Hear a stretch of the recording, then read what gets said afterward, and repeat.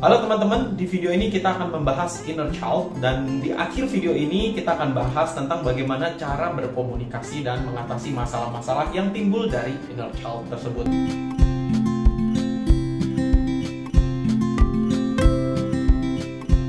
Jadi sebelum kita bahas ke topik inner child, mungkin teman-teman perlu tahu dulu konsep bahwa pikiran kita itu terdiri dari dua mode, yaitu yang pertama pikiran sadar dan pikiran bawah sadar. Pikiran sadar atau conscious mind itu ya sesuai namanya sih, kita bisa ingat, kita bisa mengetahuinya. Seperti misalnya teman-teman lagi berpikir mau makan apa, itu pikiran sadar. Teman-teman lagi berpikir tentang hal-hal yang perlu dilakukan hari ini, itu pikiran sadar. Di satu sisi ada pikiran bawah sadar. Pikiran bawah sadar ini sulit untuk kita kenal, biasanya kita nggak ketahui, dan sesuai namanya kita nggak menyadarinya. Apa sih isi dari pikiran bawah sadar itu? Pikiran bawah sadar itu isinya sebenarnya adalah pengalaman-pengalaman emosional, pengalaman-pengalaman traumatis. Emosional di sini artinya nggak harus selalu yang negatif, tapi juga yang positif juga bisa ya. Misalnya waktu kita ngalamin pertama kalinya kelulusan gitu, kita seneng banget, itu pengalaman yang emosional menyenangkan, itu tersimpan di bawah sadar.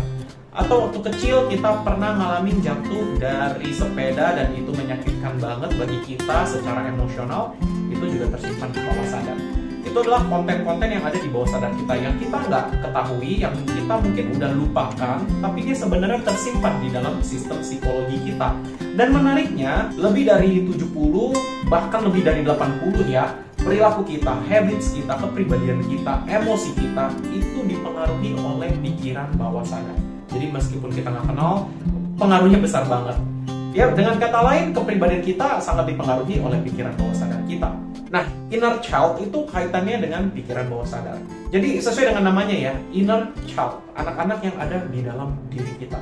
Waktu kita masih kecil, banyak pengalaman-pengalaman emosional yang terjadi yang mungkin kita nggak tahu bagaimana cara mengekspresikannya dengan tepat.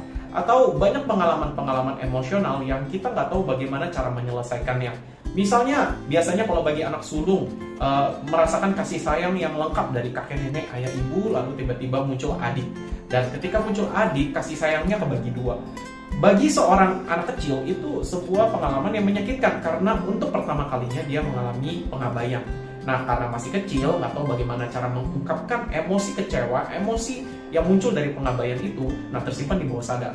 Nanti akan terbawa ketika dewasa. Makanya ada sindrom anak sulung ya, yang biasanya ingin menunjukkan otoritasnya, yang biasanya ingin menunjukkan pengaruhnya gitu. Atau pengalaman waktu kecil ketika sering dimarahi oleh orang tua. Di sini kita nggak ngomongin apakah yang dilakukan oleh orang tua itu benar atau salah ya, karena sekarang lagi tren istilah toxic parent ya. Well, kita nggak bahas itu, tapi mungkin pernah pengalaman waktu kecil dikecewakan oleh orang tua menjanjikan sesuatu, lalu ternyata kita udah berharap banyak, nggak terjadi, kita kecewa, kita nggak tahu gimana cara ungkapin kecewa itu tersimpan di bawah sadar. Perasaan terabaikan, dikecewakan, disakiti, terluka, kehilangan, mungkin lagi menjadi merasakan gitu, cucu kesayangan kakek, tetapi pada saat itu kakek meninggal dunia, itu juga perasaan kehilangan yang sangat luar biasa. Nah, emosi-emosi negatif itu tersimpan di bawah sadar, menjadi inner child, terbawa saat kita dewasa. Dan itu mempengaruhi kepribadian kita. Mungkin beberapa orang dewasa sulit untuk menjalin relasi dengan orang lain. Ketika berteman, lalu sudah mulai akrab, muncul rasa insecure, muncul rasa takut disakiti, kemudian dia menarik diri, yang memutuskan hubungan pertemanan itu. Bisa jadi itu dari inner child-nya. Inner child yang waktu dulu pernah mengalami rasanya sudah merasa nyaman dengan orang dewasa, dengan orang tua, tapi tiba-tiba kehilangan karena ada adik misalnya, atau karena ada hal lain misalnya.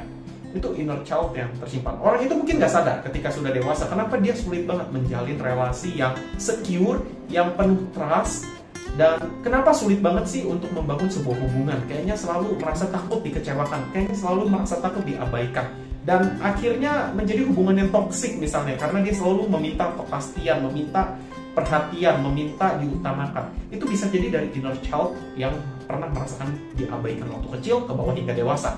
Atau inner child lainnya adalah selalu perasaan ingin diakui, ingin diutamakan, ingin dianggap hebat, ingin selalu dibilang terbaik. Karena mungkin waktu kecil nggak mendapatkan pengakuan-pengakuan itu, terbawa hingga dewasa. Itulah inner child yang mungkin kita miliki. Ya teman-teman boleh coba sekarang merenung sesaat gitu.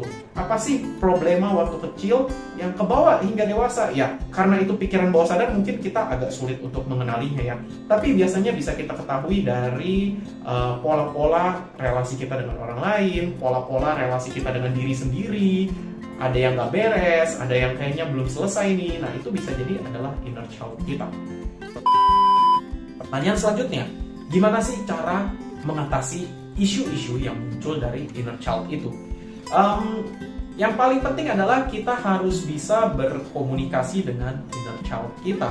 Berkomunikasi dengan inner child ini artinya kita mengenali apa sih isu masa kecil kita yang belum selesai, yang kebawa hingga kita dewasa sehingga mempengaruhi kita. Nah, caranya ada banyak. Beberapa cara yang bisa kita lakukan, misalnya dengan melakukan komunikasi dengan bawah sadar. Kita bisa di satu tempat ya, di kamar misalnya kita relax, lalu setelah kita relax, kita coba berdialog dengan diri sendiri. Luka apa yang ada di dalam diri sendiri yang belum diselesaikan, apa yang perlu disampaikan, gitu. Berdialog dengan diri sendiri. Itu bisa mengakses pikiran bawah sadar, dan kadang inner child kita ketahuan dari sana. Atau bisa juga melalui media lain ya, art therapy. Melukis, kita mengungkapkan pikiran perasaan kita melalui media lukisan, dan biasanya di sana mengandung simbol-simbol yang berkaitan dengan inner child kita. Jadi ada banyak cara untuk mengenal inner child kita, bisa melalui media seni, melalui metode introspeksi, berdialog dengan diri sendiri, atau bahkan melalui metode hipnoterapi dibantu oleh seorang hipnoterapis. Dan semua ini juga bisa dibantu oleh tenaga psikolog. Ketika kita sudah bisa berkomunikasi dengan inner child kita, maka ada dua hal yang bisa kita lakukan. Berdamai dan juga mengatasi isu-isu tersebut. Berdamai maksudnya apa? Kita berdamai dengan realita bahwa dulu kita pernah mengalami yang namanya penolakan, dan sekarang kita nggak mau bawa rasa penolakan itu ke masa sekarang. Bahwa kita pernah ditolak itu adalah waktu kita kecil, bukan saat kita dewasa. Bahwa kita pernah diabaikan itu terjadi pada saat kita kecil, bukan saat kita dewasa. Bahwa kita pernah dikecewakan itu terjadi di masa kita kecil, bukan di masa kita dewasa.